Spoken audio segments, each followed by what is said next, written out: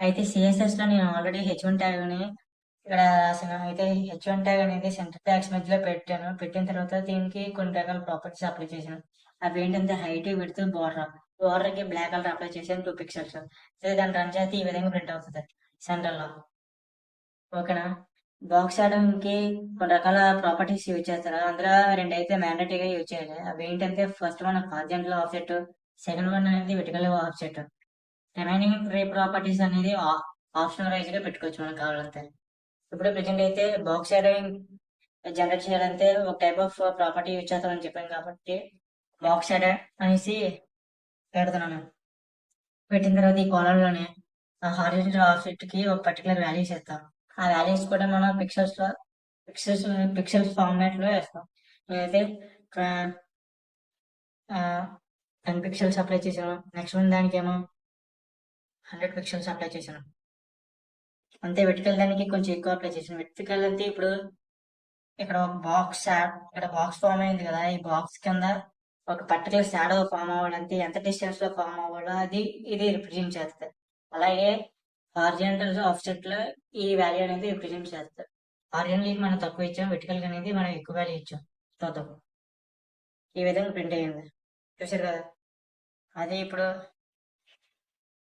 రెండింటికి కూడా వాల్యూస్ ఇచ్చాం. చెక్ చేద్దాం. ఈ విధంగా ప్రింట్ అవుతుంది. ఓకేనా? నెక్స్ట్ ఆప్షనల్ వైజ్ ఉన్నటువంటి ప్రాపర్టీస్ చూద్దాం. ఫస్ట్ వన్ ప్రాపర్టీ అనేది బ్లర్. బ్లర్ అనేది ఒక టైప్ ఆఫ్ ప్రాపర్టీ. అంతే ఇప్పుడు బ్లర్ కి ఒక హై వాల్యూ ఇచ్చామనుకో,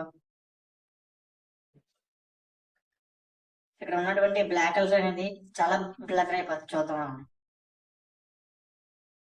ఈ విధంగా బ్లర్ అయిపోద్ది. ఆ వాల్యూ అనేది మనం తగ్గట్టు మనం ఫిక్స్ చేసుకోవాలి. నేనైతే ప్రెసెంట్ 25 పిక్సెల్స్ అప్లై చేస్తున్నాను. ఈ విధంగా వస్తుంది చూడొచ్చు.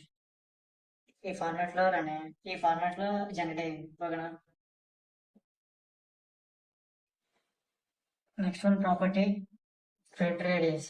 థ్రెడ్ రేడియస్ ప్రాపర్టీ కూడా మనం పిక్సెల్ ఫార్మాట్ లోనే వేస్తాం. ఇప్పుడు ఇక్కడ ఈ విధంగా వచ్చింది చూసారా? దీన్ని ఇంకా స్ప్రెడ్ చేయాలనుకుంది ఈ టైప్ ఆఫ్ ప్రాపర్టీ యూజ్ చేద్దాం. ఇప్పుడు దీని యొక్క రేడియస్ ఎంత ఉంటుంది అంతే, 100 ప్లస్ 100 అయితే 200. 200 కనుక మనం 100 పిక్సెల్స్ అప్లై చేసామంటే ఇది స్ప్రెడ్ అయిపోద్ది. ఈ విధంగా స్ప్రెడ్ అనే ప్రాపర్టీ యూజ్ చేస్తాం. నేనైతే 5 పిక్సెల్స్ ప్రొవైడ్ చేసిన తర్వాత లాస్ట్ వన్ ఆప్షనల్ ప్రాపర్టీ